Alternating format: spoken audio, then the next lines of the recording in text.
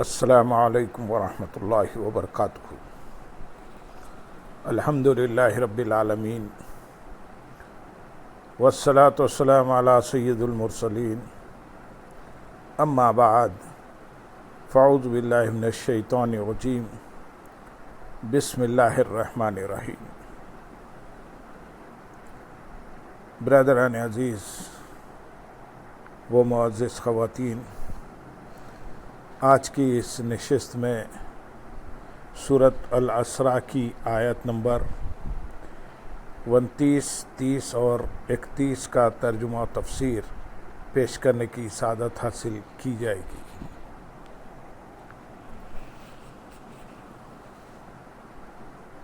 ولا تجعل يدك مغلولة إلى عنقك ولا تبسطها كل البسط فتقعد ملوما محسورا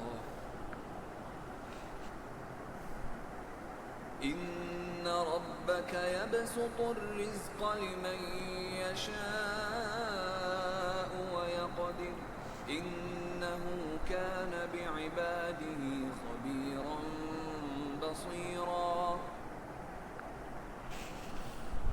ولا تقتلوا أولادكم خشية إملاق نحن نرزقهم وإياكم إن قتلهم كان خطأ كبيرا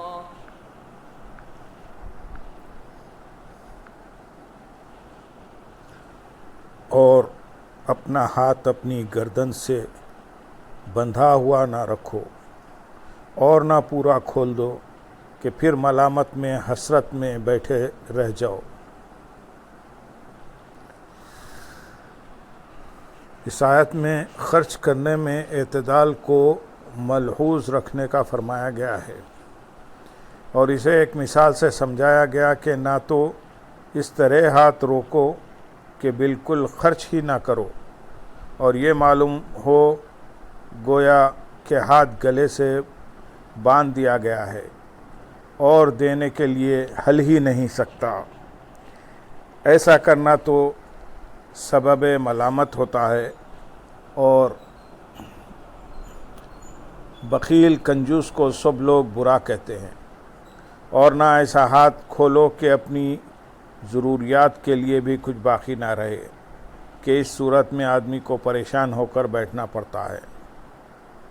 اس آیت کے شان نزول کے بارے میں یہ روایت ہے کہ ایک مسلمان عورت کے سامنے ایک یہودیہ نے حضرت موسیٰ علیہ السلام کی سخاوت کا بیان کیا، اور اس میں اس حد تک مبالغہ کیا کہ حضور سرور کائنات صلی اللہ علیہ وسلم پر ترجیح دے دی، اور کہا کہ حضرت موسیٰ علیہ السلام کی سخاوت اس انتہا پر پہنچی ہوئی تھی کہ اپنی ضروریات کے علاوہ جو کچھ بھی ان کے پاس ہوتا سائل کو دے دینے سے دریغ نہ فرماتے۔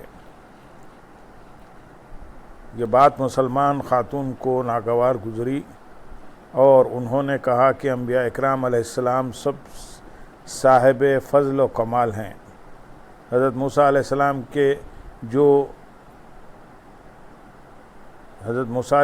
کے جود و نوال میں کچھ شبہ نہیں، لیکن ہمارے آقا صلی اللہ علیہ وسلم کا مرتبہ سب سے اعلیٰ ہے۔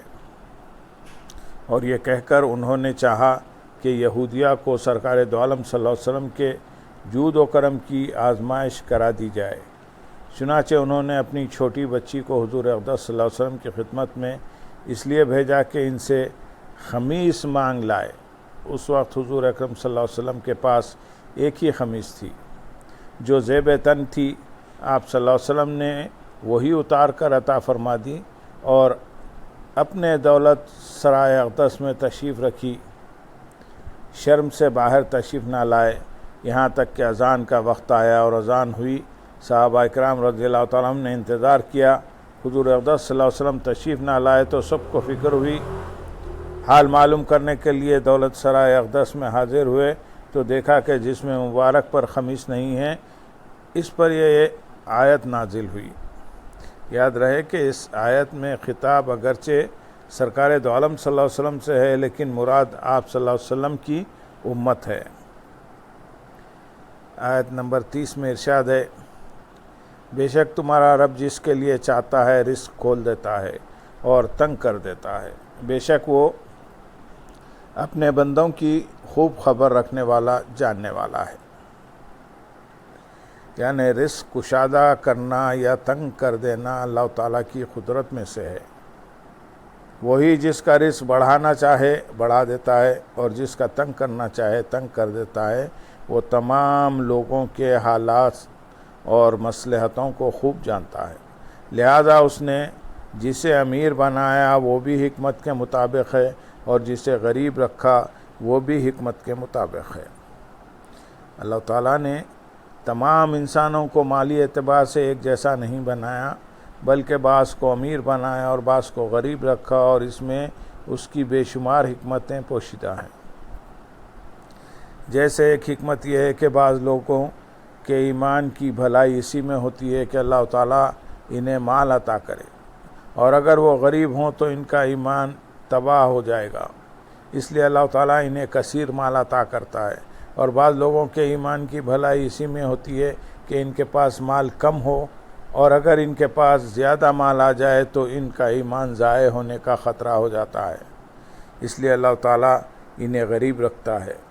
اسی طرح بعض کو امیر اور بعض کو غریب بنانے کی ایک حکمت یہ ہے کہ اس سے دنیاوی معاملات کا انتظام اچھے طریقے سے چل رہا ہے اور ہر انسان کی ضروریات زندگی کی تکمیل ہو رہی ہے، کہ اگر تمام انسانوں کو امیر کر دیا جائے تو اس سے دنیاوی معاملات کا انتظام تباہ ہو جائے گا، کیونکہ اس صورت میں کوئی کسی کا نوکر، خادم یا ملازم بننے کو تیار نہ ہوگا۔ یوں ہی کوئی گلیوں، بازاروں، کچرا کنڈی اور ہاتھ روموں کی صفائی کرنے پر راضی نہ ہوگا، ایسے ہی کوئی ایسا پیشہ اختیار کرنے پر رضامند نہ ہوگا جسے امیر لوگ پسند نہیں کرتے، جیسے جوتوں کی صفائی کا کام، حجامت بنانے اور کپڑوں کی سلائی کا کام وغیرہ۔ یوں شہری اور ملکی نظام کا جو حال ہوگا وہ ہر عقل مند آسانی سے سمجھ سکتا ہے۔ اس لیے ہر ایک کو چاہیے کہ وہ اللہ تعالیٰ کے حکم کے سامنے سر تسلیم خم کر دے اور اس کی قضا پر راضی رہے، اور اگر اس کے رزق میں تنگی ہو تو صبر کرے اور رزق میں وسعت ہو تو اللہ تعالیٰ کا شکر ادا کرے۔ آیت نمبر 31 میں ارشاد ہے، اور غربت کے ڈر سے اپنی اولاد کو قتل نہ کرو، ہم انہیں بھی رزق دیں گے اور تمہیں بھی، بے شک انہیں قتل کرنا کبیرہ گناہ ہے۔ اور اپنی اولاد کو قتل نہ کرو، اس رکوع میں متعدد کبیرہ گناہوں کے بارے میں واضح طور پر حکم دیا ہے کہ ان سے بچو، چنانچہ یہاں بیان کردہ پہلا گناہ اولاد کو قتل کرنا ہے۔ زمانہ جاہلیت میں بہت سے اہل عرب اپنی چھوٹی بچیوں کو زندہ دفن کر دیتے تھے، امیر تو اس لیے کہ کوئی ہمارا داماد نہ بنے اور ہم ذلت و عار نہ اٹھائیں، جبکہ غریب و مفلس اپنی غربت کی وجہ سے کہ انہیں کہاں سے کھلائیں گے۔ دونوں گروہوں کا فعل ہی حرام تھا، اور قرآن و حدیث میں دونوں کی مذمت بیان کی گئی ہے، البتہ یہاں بطور خاص غریبوں کو اس حرکت سے منع کیا گیا ہے۔ یہ آیت مبارکہ بھی اسلام کے زرین کارناموں میں سے ایک ہے کہ قتل و بربریت کی اس بدترین صورت کا بھی اسلام نے خلاخمہ کیا اور بچیوں، عورتوں کو ان کے حقوق دلائے، اور انسانی حقوق کے حوالے سے ایک مکروہ باب کو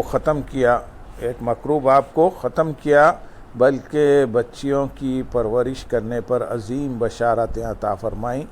چنانچہ حضرت انس رضی اللہ تعالیٰ عنہ سے روایت ہے، رسول اللہ صلی اللہ علیہ وسلم نے ارشاد فرمایا، جس کی پرورش میں 2 لڑکیاں بالغ ہونے تک رہیں، وہ قیامت کے دن اس طرح آئے گا کہ میں اور وہ پاس پاس ہوں گے۔ اور حضور اقدس صلی اللہ علیہ وسلم نے اپنی انگلیاں ملا کر فرمایا کہ اس طرح۔ حضرت عبداللہ بن عباس رضی اللہ تعالیٰ عنہما سے روایت ہے، حضور پنور صلی اللہ علیہ وسلم نے ارشاد فرمایا، جس کی لڑکی ہو اور وہ اسے زندہ درگور نہ کرے اور اس کی توہین نہ کرے اور اپنے بیٹوں کو اس پر ترجیح نہ دے تو اللہ تعالیٰ اسے جنت میں داخل فرمائے گا۔ حضرت عائشہ رضی اللہ تعالیٰ عنہ فرماتی ہیں، ایک عورت اپنی دو لڑکیاں لے کر میرے پاس آئی اور اس نے مجھ سے کچھ مانگا۔ میرے پاس ایک کھجور کے سوا کچھ نہ تھا، میں نے وہی دے دی۔ عورت نے کھجور تقسیم کر کے دونوں لڑکیوں کو دے دی اور خود نہیں کھائی۔ جب وہ چلی گئی اور حضور نبی اکرم صلی اللہ علیہ وسلم تشریف لائے تو میں نے یہ واقعہ بیان کیا۔ حضور اقدس صلی اللہ علیہ وسلم نے ارشاد فرمایا، جسے اللہ نے لڑکیاں دی ہوں اگر وہ ان کے ساتھ احسان کرے تو وہ جہنم کی آگ سے اس کے لیے روک ہو جائے گی۔ اللہم صلی علی سیدنا محمد وعلی آل سیدنا محمد وبارک وسلم۔ وآخر دعوانا الحمدللہ رب العالمین۔ سبحان ربک رب